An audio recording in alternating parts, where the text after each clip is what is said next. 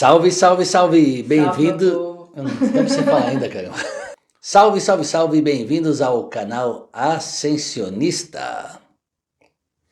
Salve, salve, salve! Bem-vindos ao canal Pequeno Pai e Grandes Filhos. Eu sou o pai Raj, essa é a filha Giovana. Muito bem, pessoal. Hoje eu vou entrevistar esta figura aqui para ela dizer para vocês como é ser filha do Raj, como é estar na Casa Gautama, quais são os processos que ela encontra, desafios que ela encontra estar nesse meio espiritual. Muito bem.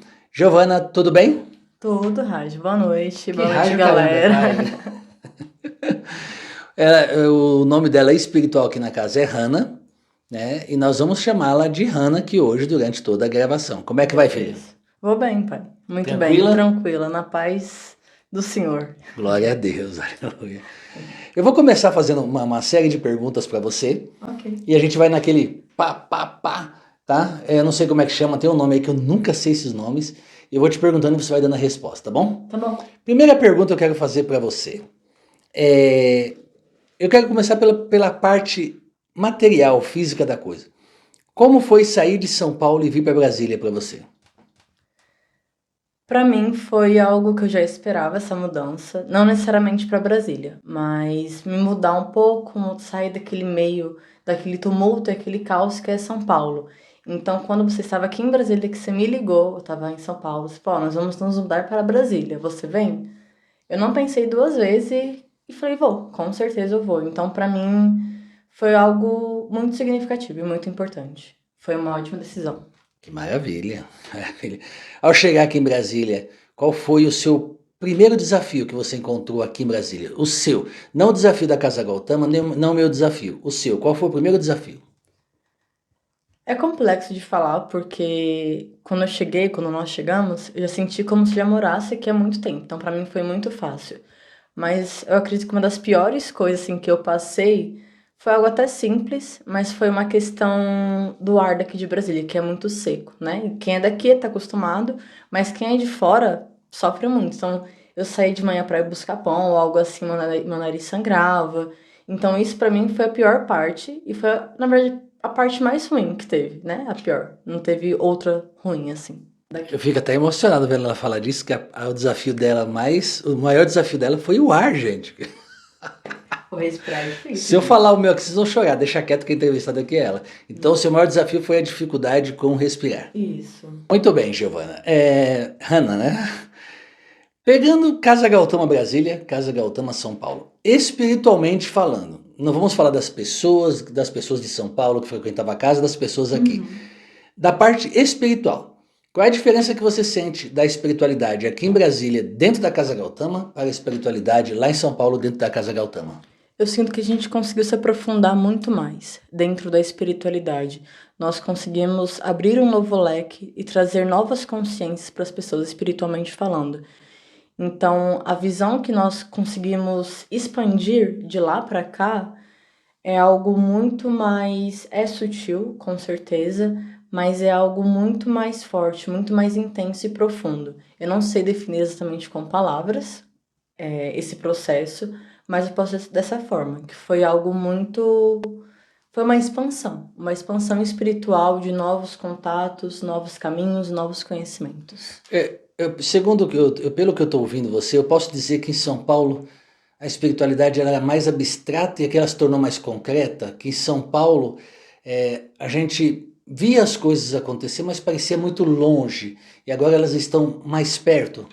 Talvez, isso, a sua fala final, ela realmente faz sentido de que as coisas estão mais perto, mas também é justamente o que eu falei, pai. É uma questão muito de profundidade. É como se antes nós estivéssemos ali na beira do mar, a gente entrou um pouco ali, sentiu, e aqui em Brasília nós mergulhamos a fundo sem medo. Então nós fomos até o escuro, até o fundo do oceano e conseguimos alcançar uma espiritualidade mais intuitiva, mais forte.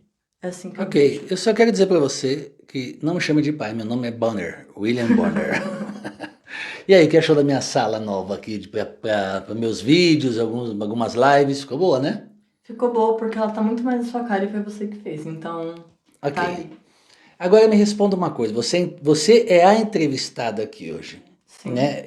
Quais são as mudanças de Giovana para Hannah? Porque Hannah surgiu aqui em Brasília, não foi? Isso. Faz uma comparação em poucas palavras, quais são as mudanças significativas que houveram, Giovana e Hannah, São Paulo e Brasília, na sua vida pessoal? Pessoal, não espiritual. Ok. Primeiramente, a maturidade. Eu me via muito como uma menina ainda, em São Paulo. Então, eu tinha postura de menina. Eu que o diga, desculpa cortar, eu que o diga. Fala de menina, comportamento de menina, buscava coisas que meninas buscam, e não tem nenhum problema nisso. Mas pro que eu queria, pro que eu sou, eu acho que não, acredito que não era muito o meu caminho. Então, depois que eu vim para Brasília, que nós viemos e muitos processos aconteceram, não só espirituais, mas materiais também, eu consegui amadurecer muito. Um amadurecimento que às vezes eu paro, me olho e falo, caraca, eu não reconheço mais a Giovana, não reconheço mais aquela menininha que ficou em São Paulo. E ela realmente ficou lá, né? Eu enterrei ela lá, né? Brincadeira, gente, mas assim. Até esse cabelo aí, que cabelo que é esse aí? Então, Tá, me dá um exemplo dessa mudança significativa. Um exemplo. Pega aí de tudo que você tem, me dá um exemplo. Eu não vou te dar um exemplo ali concreto, mas falando de uma forma geral, a minha postura diante de algumas situações. Então, por exemplo, antes eu agia muito como uma menina birrenta, uma menina que queria tudo ali do jeito dela e não aceitava quando discordava e virava a cara e nunca mais falava com ninguém e pronto.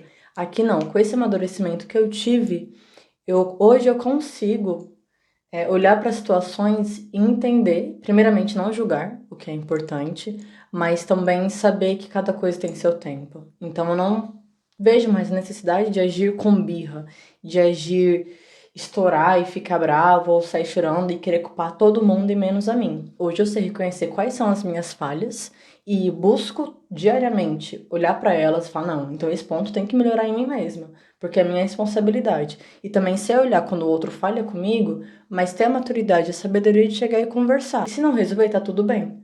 Eu só simplesmente me afasto ou busco resolver, e é isso. Então nós podemos aqui, as pessoas que estão nos assistindo, nós podemos entender que a mudança significativa sua, eu entendi muito bem, mas vamos ver se o público, né?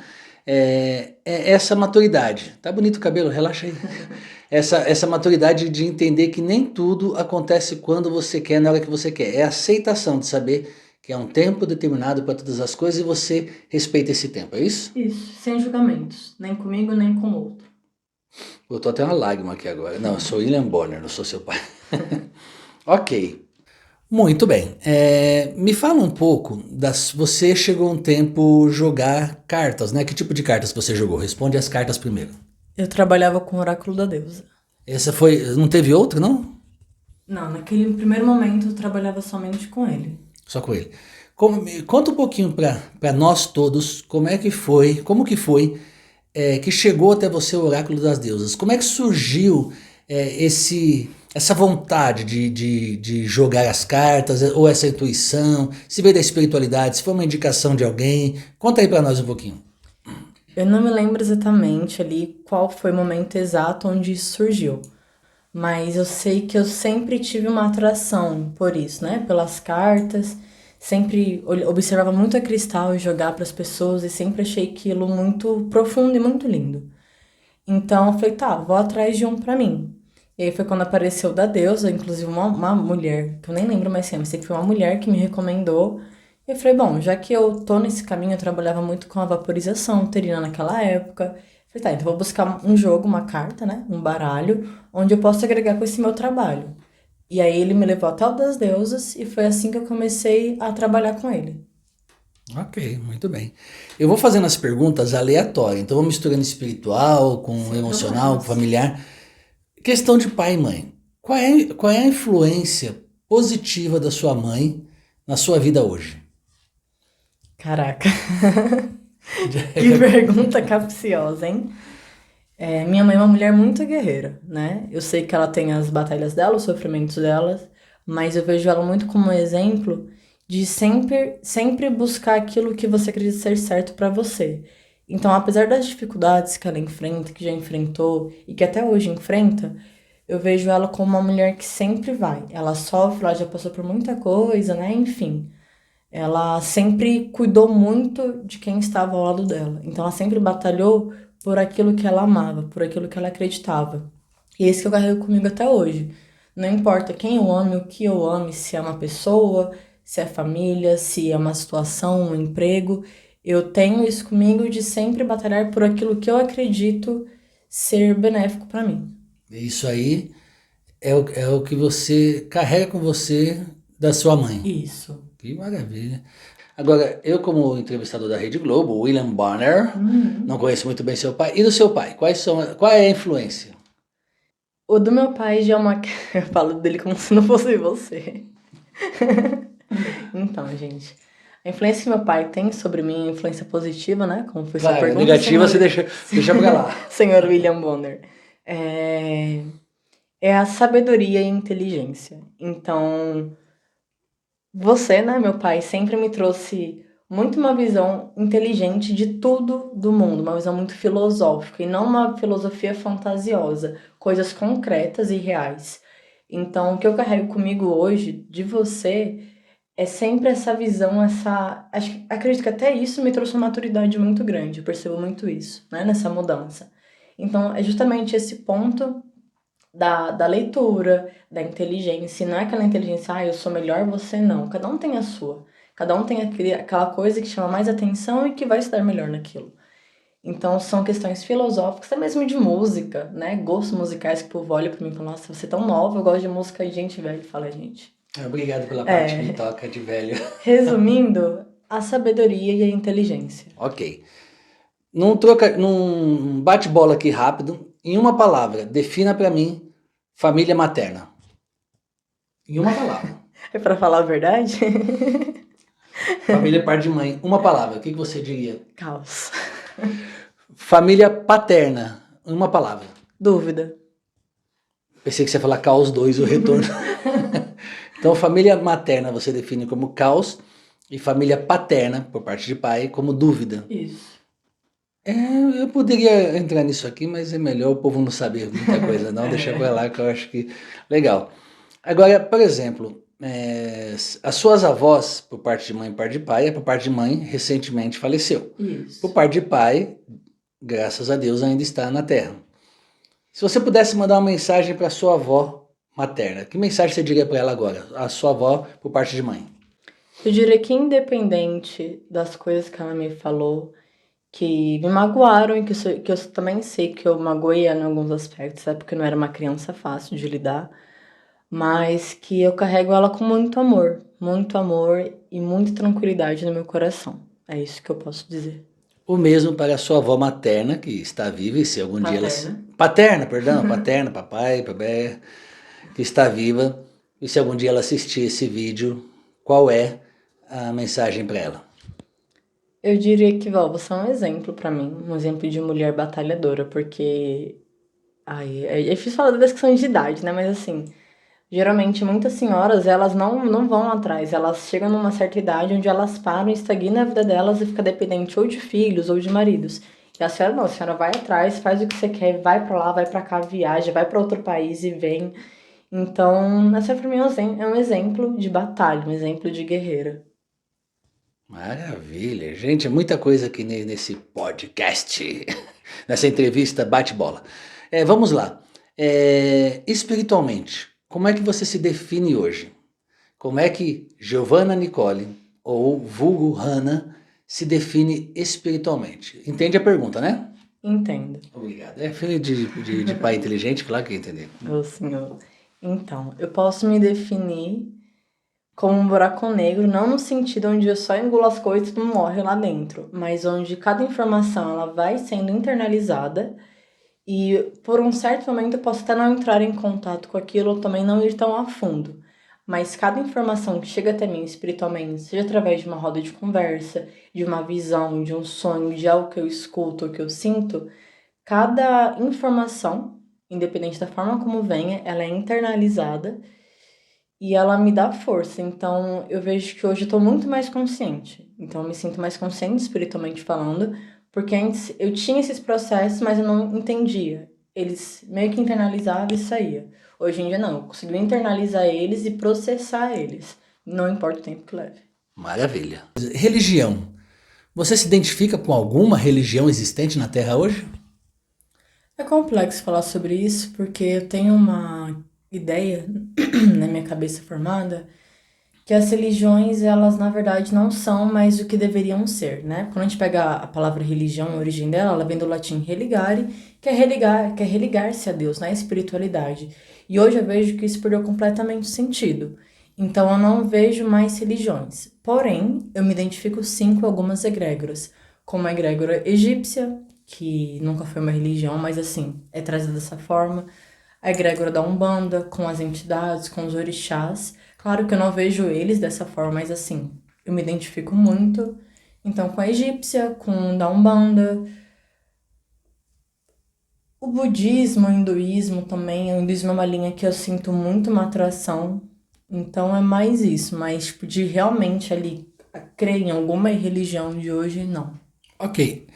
O que significou o tempo que você passou no meio evangélico? O que significou para você?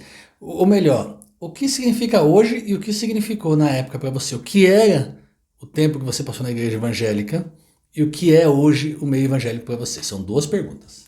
Vamos lá. Quando eu era criança, eu não tinha uma ideia formada em relação a isso. Conforme eu fui crescendo e fui indo para a igreja, participava dos cultos, né, das reuniões dos jovens e adolescentes, eu nunca me senti pertencente. Eu nunca senti aquela energia, aquela força, aquela fé que as pessoas ali sentiam. Então eu ia para a igreja, via as pessoas chorando e louvando. Eu não chorava, mas assim, eu louvava também. Eu cantava os hinos, mas eu nunca sentia aquela força. Então para mim era algo muito abstrato, Ok, e né? hoje? Hoje eu vejo como um processo. Espiritualmente eu não vou conseguir te definir, mas eu vejo apenas como um processo, uma vivência, e talvez se eu não tivesse passado por aquilo, eu não teria a consciência e a sabedoria espiritual que eu tenho hoje. Então foi importante para mim hoje. Eu não tenho uma concepção ali de que algo foi significativo, não vejo dessa forma, para mim não foi. E se foi, um dia eu vou descobrir. Mas é isso. Foi um processo, foi algo que fez parte da minha vida. Não foi nem bom nem ruim, passou. Ok. E foi isso. Judaísmo, religião judaica. O período que você passou lá na sinagoga em São Paulo, o que significou aquele tempo para você, que não foi um tempo tão longo, mas foi um tempo, e o que significa hoje para você? Mais uma vez, eu era muito nova, então ainda não tinha uma concepção. Porém, diferente do cristianismo, da igreja evangélica, ali eu me sentia mais em casa. Acho que essa é uma palavra que dá para definir bem o sentimento que eu tinha naquela época. Então, eu participava das danças que as mulheres faziam, eles reuniam as crianças numa salinha, a gente ficava estudando, e aquilo eu sempre gostei muito, né? Quando eles ensinavam o alfabeto hebraico, eu não me lembro, né? Mas era algo que eu sempre gostei, eu achava até divertido. Hoje eu vejo como algo que possivelmente fez parte de um passado distante meu, de uma ancestralidade minha que talvez não, que eu não conheça, mas eu sinto uma força raiz, uma força ancestral muito linda e muito leve. Não vou dizer que eu conheço muito a fundo, mas é uma força, algo que eu me sinto bem. Então, quando a gente já fez algumas vezes aqui o Cabalate, né? Eu sempre me senti ali, eu amava. Quando eu era criança que a gente fazia também, ia fazer, eu sempre amei muito. Então, pra mim era algo surreal. Ela não sabe, mas quando eu editar essa entrevista, eu vou colocar uma foto dela aqui na sinagoga. Ó. Vamos lá. Ok. O que a Casa Gautama representa para você hoje? Uou. Hã? Uou. O ovo? Ah, Uou. o Tipo, ovo. nossa, que Ok, uau. pergunta. Aqui Uau, no é Brasil a gente isso. fala uau. Ah, tá, desculpa, é que eu não sou do Brasil. Enfim, a Casa Gautama, de certa forma, ela é uma incógnita. E não que eu não conheça ou algo assim, mas é algo tão, tão... Ela, ao mesmo tempo que ela é sutil, ela é tão forte e tão profunda, que ao mesmo tempo que a gente sente tudo, eu ainda fico com umas dúvidas, tipo, nossa, calma, o que é isso que eu tô sentindo? O que é isso que eu tô vendo, que eu tô vivenciando? Então, ela pra mim é um polo, é um centro de emanação. E o que tipo de energia que é? Eu sei que é algo que ela agrega, é uma família. Então a casa Gautama, ela representa a família, ela representa poder, força, empoderamento, de todos os sentidos. Então ela, para mim, é um vórtice energético poderosíssimo. Movimento ascensionista. O que vem na sua cabeça? O que você hoje interpreta? Eu sei que você tem uma vida corrida, você trabalha, nem sempre você pode estar nos trabalhos, mas como uma pessoa de fora, né? Não de fora, mas como se estivesse de fora, porque nem sempre você está aqui. O que é o movimento ascensionista para você?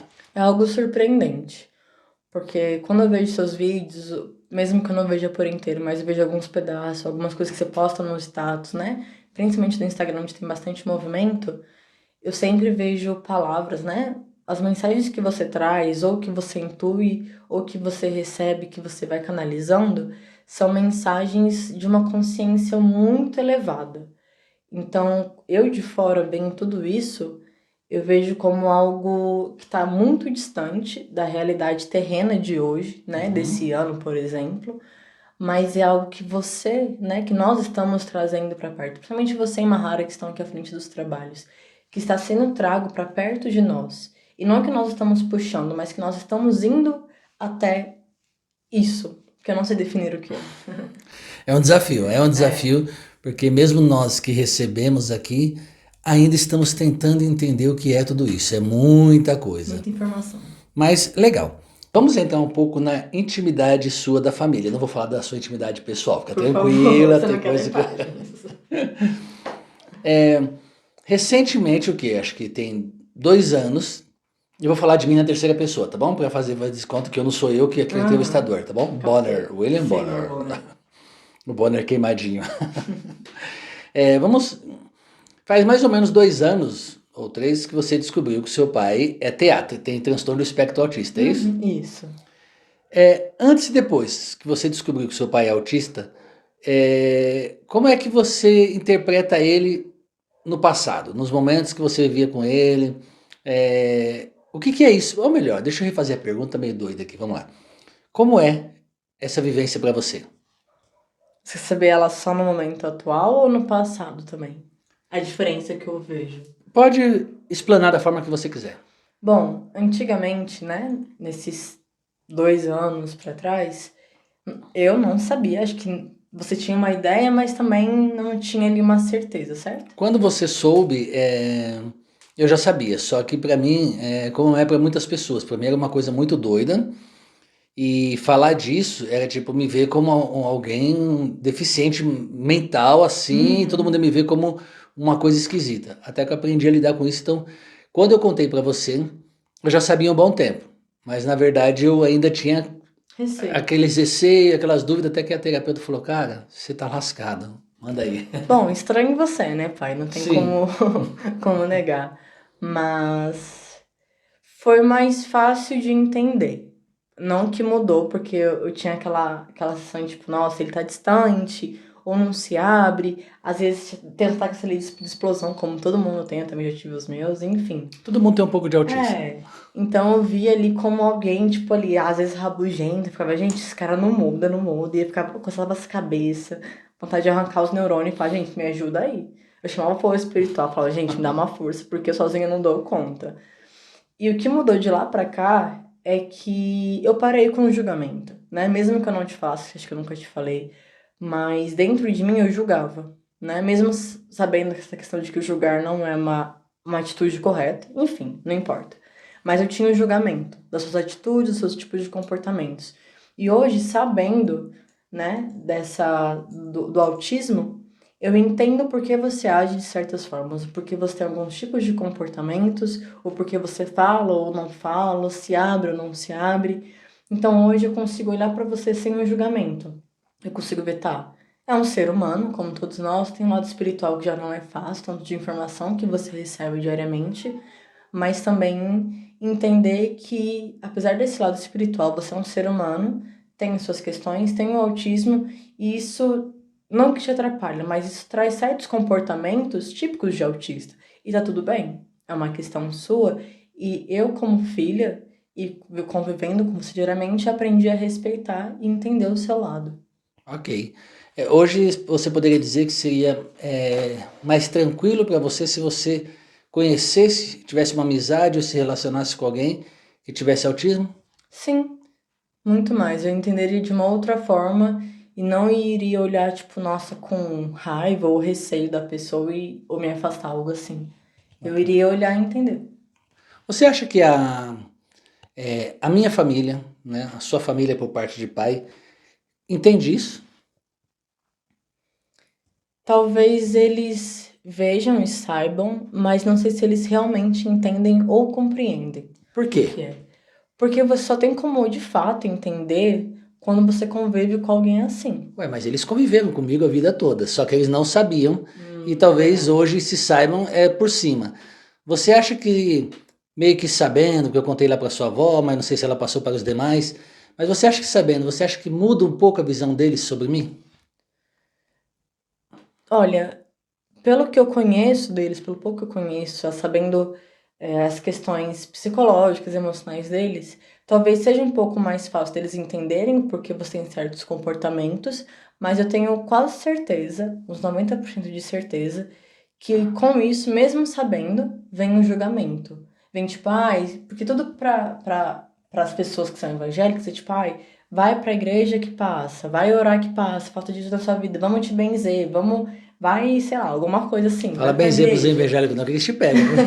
Vai pra igreja, orar, pedir pra Jesus. Então eu vejo que talvez eles pudessem agir dessa forma. E isso é um julgamento, então eles não iriam entender. Entendi. Me fala um pouco das suas entidades, do seu contato com esse povo espiritual. Eu vou cruzar a câmera aqui para pegar água. Vamos lá. Me fala um pouco das suas entidades. Até onde você quiser, não precisa aprofundar. Ok. O que eu posso dizer, não o que eu posso, mas o que eu quero dizer nesse momento, abertamente, né, que é algo aberto, tem questões que são mais, né, fechadas pra mim, pra quem tá perto, mas enfim. É um povo de muita força. E eu não digo, tipo, força, tipo, são seres de luz, seres de trevas, enfim. Mas são seres que alguns ainda não sei definir o que são, não sei exatamente de onde vêm, o que são, o que representam, mas são seres que eles me dão muita força no meu dia a dia. São seres que quando ali eu tô me sentindo mais fraca e mais abalado ou vulnerável, algo assim, são eles que me tiram do fundo do poço, são eles que me levantam e falam assim, olha, para de palhaçada, né, minha filha? Levanta essa cara e vai pra frente. Olha aí, mamãe Orei, Oxum. Mãe Oxum. Então é um povo de muita força, muita garra. É um povo que me levanta e, enfim, me ancora sempre, todos os dias. E quando eu preciso, eu falo, gente, ó, preciso de uma força, de uma energia aí, manda aí pra mim. Eles mandam. Eles são ali comigo o tempo todo. Me fala um pouco da sua vida profissional hoje. Pelo que eu vejo, né, é o que você gosta muito, né? Sim. Me fala um pouco da sua vida profissional. Bom, primeiramente, trabalhar em uma cozinha é um ambiente muito estressante, é puxado, é uma pressão constante. Mesmo que o movimento, por exemplo, seja fraco, não tenha muitos clientes, é uma pressão constante. Porque se algo sair errado, você não tem como necessariamente consertar aquilo. Você tem que descartar, então você vai meio que pagar por aquilo e refazer. E muitas vezes refazer do zero dá muito trabalho. Então, é uma atenção constante, uma disciplina constante. E, assim, atualmente, eu mudei de emprego recentemente, era o que eu queria. Mas, como você mesmo falou, é uma área que eu gosto muito. É meio de doidos, eu penso em desistir, sim. Mas é algo que eu amo muito fazer. Você pensa em desistir de vez em quando? Já pensei muito, já pensei. Falei, gente, isso aqui é coisa de doido. O que eu tô fazendo aqui, pelo amor de Deus? Mas eu olho e falo, gente, mas eu amo isso. Quem nunca pensou, né? Você acha que eu não penso pelo menos uma vez a cada hora em desistir da Casa Galtão? Com certeza, não duvido Falar, disso. às vezes assim, eu olho o tanto de gente que vem aqui, as pessoas, né? Daquela coceira. Aí respiro fundo e falo, meu Deus, eu vou desistir disso. Mas eu olho e falo, não, mas eu faço uma coisa que eu gosto, né? Uhum. Ela está se tornando cada dia mais uma coisa que eu gosto. Pois bem, meu povo, para não ficar muito longo o vídeo, nós vamos trazer mais entrevistas aqui com a Hannah. Hoje nós vamos encerrar, viu? Nós vamos encerrar, tá? Estamos encerrando. Nós vamos encerrar esse vídeo. Se você quer saber mais sobre ela, você pode. Não pode nada, tá? Não vem com gracinha, não. Não fica mandando mensagem no WhatsApp pra ela, não, que ó, tô Pode de sim, olho. gente. Ó, Homens e mulheres. Ela tá solteira e vai ficar solteira, ok? Beleza? Ana, últimas palavras para as pessoas que nos assistem. Não sei se você quer falar, mandar beijo pra mãe. Depois é o show da Xuxa. Beijo mãe, beijo pai. Deixa uma mensagem aí, da forma que você quiser, espiritual, filosófica, psicológica, para as pessoas que nos assistem, para as pessoas que frequentam a casa, que já frequentaram um dia, que nos acompanham. Nós temos pessoas que acompanham aqui no canal, lá no Instagram, da Espanha, de Portugal, dos Estados Unidos, né? Não sei se da Rússia tem, mas eu sei que da Espanha, Portugal e Estados Unidos tem, né? Brasileiros que estão lá, que sempre falam comigo, né? Que às vezes até traduzem alguns vídeos. Tem aquele vídeo de Lilith, tem uma pessoa, ela é ela é da Espanha, ela escreveu um livro, inclusive ela teve aqui no Brasil esse dia, ela é psicóloga, e ela assistiu o vídeo de Lilith e ela disse que passou para algumas amigas delas e ela dublou para elas o vídeo. Foi muito interessante. Que legal. Ela não que ela editou o vídeo e dublou, ela foi assistindo junto e elas foram traduzindo. Que diz que lá eles não têm muita informação assim aprofundada como a gente tem aqui no Brasil. Mas vamos lá. Dá o seu recado aí. Escorpiana venenosa, enfim. Escorpiana venenosa? Uau. Tô brincando. Gente, buenas noches, muchachas e muchachos, chicas e chicos. Mas brincadeira. Gente, boa noite pra todos. Quem tá vindo de manhã, bom dia, boa tarde. E o que eu posso dizer, mais um ano acabando, um ano que passou muito rápido. Adeus 2022. Muita coisa rolou e muita coisa ainda vai rolar nos próximos anos, não acabou, né? Pelo menos não pra nós. Então, sigam sempre em frente. Tiverem algum medo, alguma dificuldade, chamem o povo de vocês, não importa se é um anjo, se é Deus, se são deuses, deusas. Acreditem, tenham fé naquilo que faz bem pra vocês. É isso. É isso aí, galera. Boa Obrigado, noite. valeu, boa noite, bom Até a dia, boa próxima. tarde e até breve. Namastê. Namaskar.